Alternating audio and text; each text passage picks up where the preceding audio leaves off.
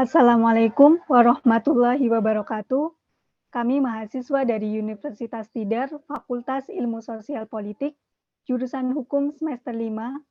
Video ini dibuat untuk menyelesaikan tugas Project Based Learning mata kuliah Hukum Perdata Internasional dengan dosen pengampu Ibu Roro Yunita Puspandari, SH.MH. Kami dari kelompok 3 terdiri dari 4 anggota, yaitu Budi Aryati, Sri Akhirianti, Sri Winarni, Yunita Ayu Andini, dan Muhammad Syahrul.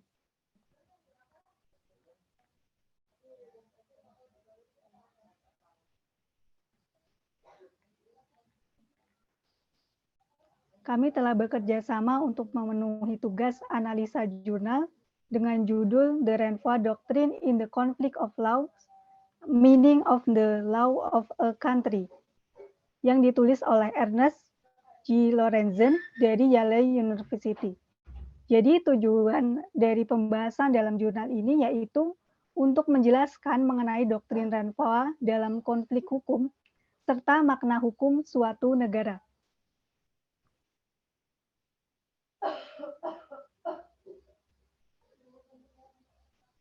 Doktrin diartikan sebagai pandangan umum para sarjana atau communis opinio doctorum.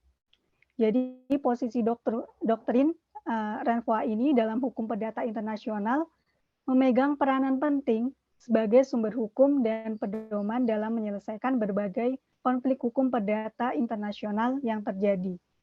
Tujuan utama dari adanya konflik hukum ini adalah untuk mewujudkan keseragaman hukum internasional.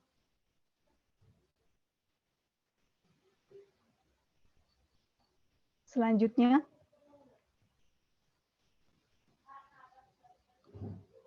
saya akan menyampaikan mengenai argumen terhadap analisis jurnal ini.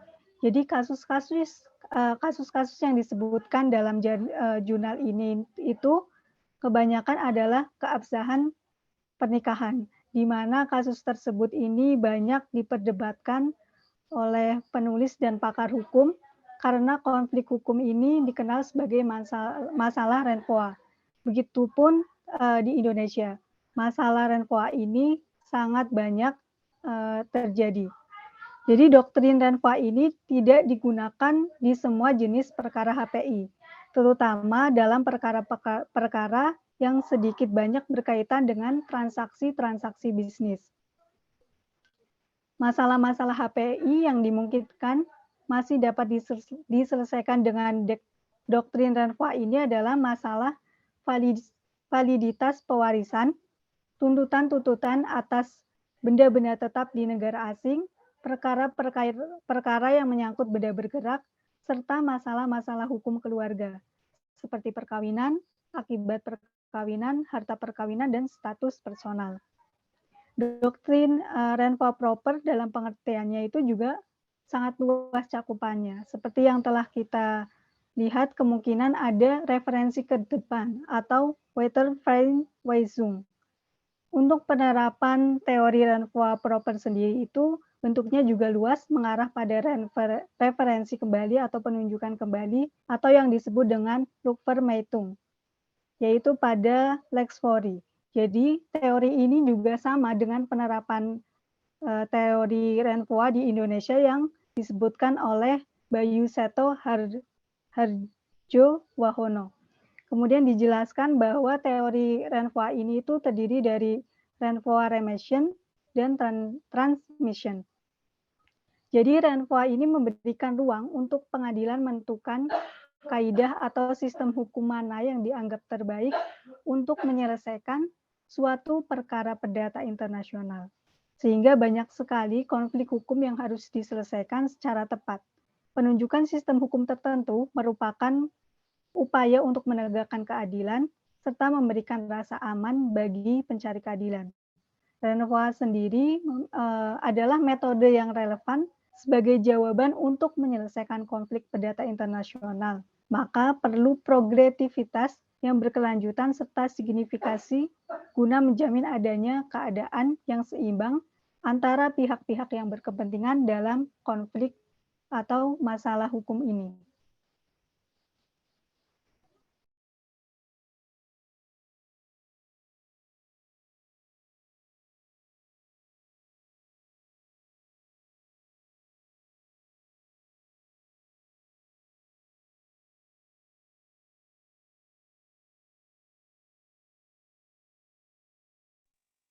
Selanjutnya, di sini saya akan menjelaskan mengenai Renvoa.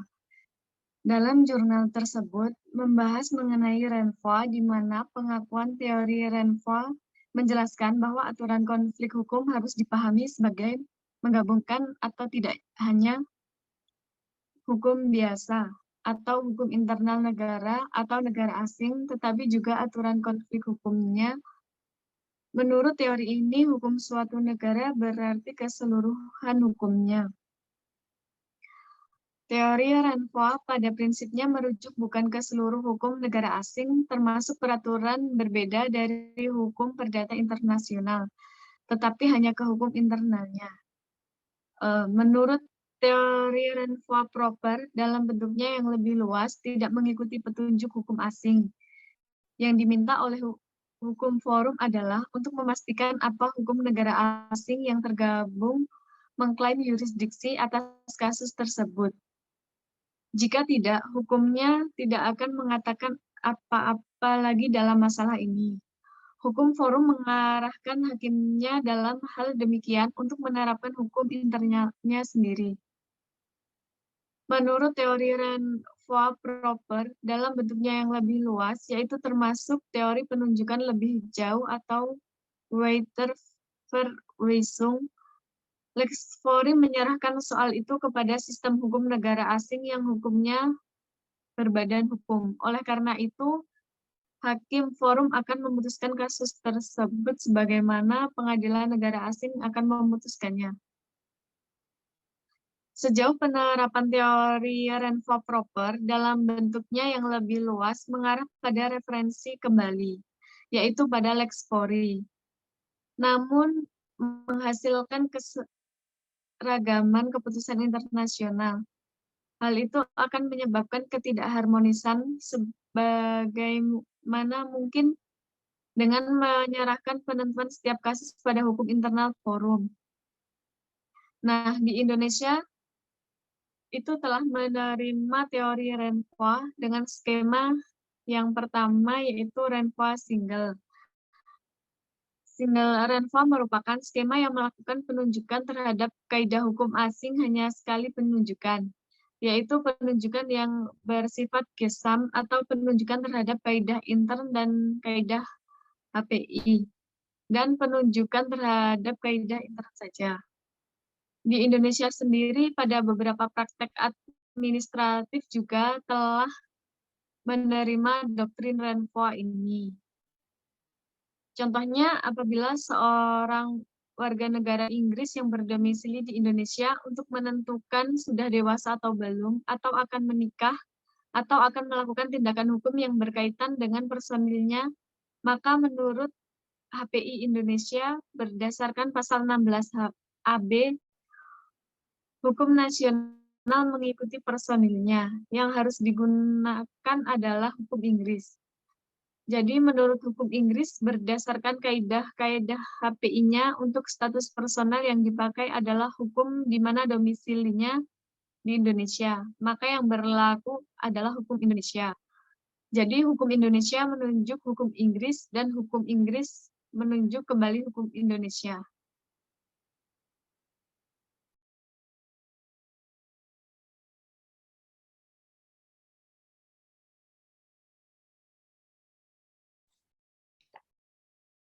Baik, kali ini saya akan menjelaskan tentang argumen dari saya.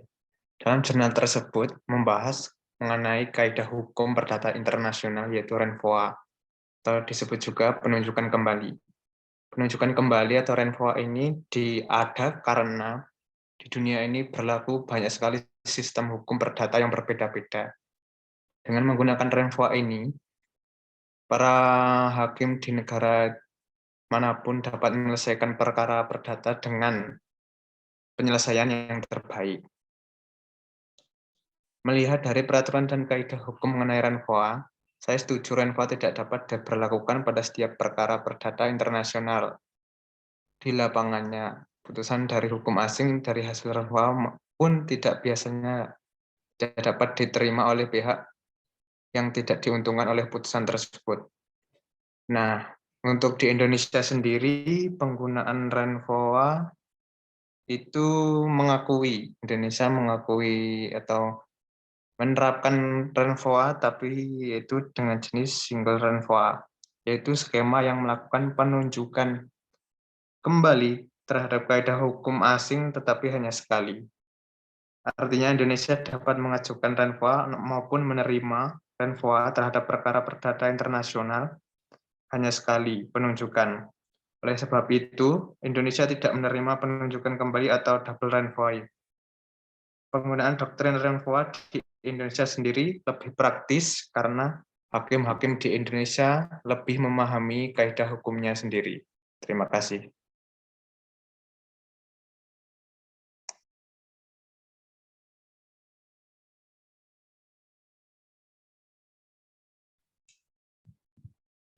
Meskipun belum ada pembahasan tentang masalah tersebut dalam keputusan Amerika manapun, ada kasus-kasus di mana doktrin renvoy telah disetujui baik secara tegas maupun dengan implikasi yang diperlukan. Pertanyaan yang diangkat oleh kasus-kasus dalam jurnal ini adalah salah satu yang banyak diperdebatkan di antara para penulis tentang konflik hukum. Pengakuan teori renvoy menyiratkan bahwa aturan konflik hukum harus dipahami sebagai penggabungan tidak hanya hukum biasa atau internal negara atau negara asing, tapi juga aturan konflik hukumnya. Menurut teori ini, hukum suatu negara berarti keseluruhan hukumnya. Mari kita pertimbangkan secara singkat cara penelitian yang telah menyebabkan pengadilan dan penulisan teks tersebut mendukung doktrin ini. Tujuan dari artikel ini akan melayani dengan baik jika teori gulungan disajikan hanya dalam dua bentuk utama yang telah muncul. Salah satunya adalah teori yang akan disebut untuk kenyamanan teori revolusi.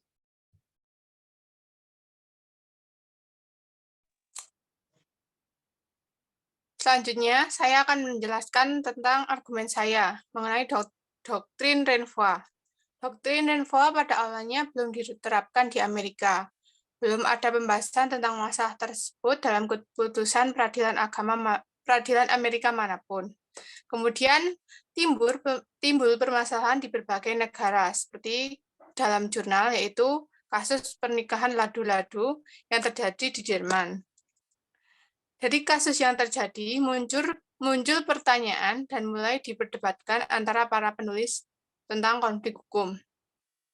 Pengakuan teori renvoa mengharuskan bahwa aturan konflik harus dipahami secara keseluruhan, bukan hanya hukum biasa atau internal negara atau negara asing, tetapi aturan konflik hukumnya. Teori ini menganut hukum suatu negara yang berarti keseluruhan hukumnya. Istilah renvoa mencakup dua gagasan, yaitu referensi kembali dan referensi maju. Beberapa penulis akan mendukung teori renvoa yang tepat hanya karena sejauh melibatkan referensi kembali. Namun, pengadilan Inggris dan Amerika sejauh telah mengakui doktrin renvoy dan tampaknya telah melakukan banyak bentuk yang lebih luas, sehingga mencakup kemungkinan referensi ke hukum suatu negara, yaitu negara bagian ketiga. Oleh karena itu, renvoa dipahami oleh masing-masing hakim sebagai acuan balik semata-mata kepada hukum internal negaranya, dan bukan kepada keseluruhan hukumnya.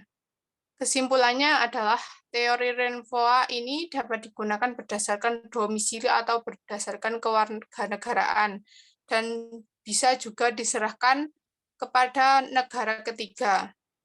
Dalam penanganan kasus renvoa, terdapat 3 hal yang harus diselidiki terlebih dahulu, yaitu aturan konflik hukum negaranya yang mengatur kasus tersebut. Kedua, aturan asing konflik hukum yang dimasukkan. Yang ketiga, ketentuan hukum internal atau biasa dari beberapa negara-negara asing. Kemudian, renvoa timbul dikarenakan ajalnya perbedaan prinsip dari negara-negara dalam menentukan status personal warga negaranya. Dalam praktiknya, terdapat 3 macam skema penunjukan kembali, yaitu single renvoa, double renvoa, dan penunjukan lebih lanjut. Renvoa ini digunakan sebagai alat bagi para hakim untuk merekayasa penentuan leg cause ke arah sistem hukum yang dianggap lebih memberikan keputusan yang dianggap terbaik. Sehingga sudah pasti di dalam proses Renvoa ada kaidah hukum perdata internasional yang disampingkan. Jadi, Renvoa memberikan ruang untuk pengadilan menentukan kaidah atau sistem hukum mana yang dianggap terbaik untuk menyelesaikan suatu perkara dalam hukum perdata internasional. Di Indonesia sendiri, menganut skema pertama yaitu single Renvoa. Berikut presentasi yang dapat kami sampaikan. Terima kasih.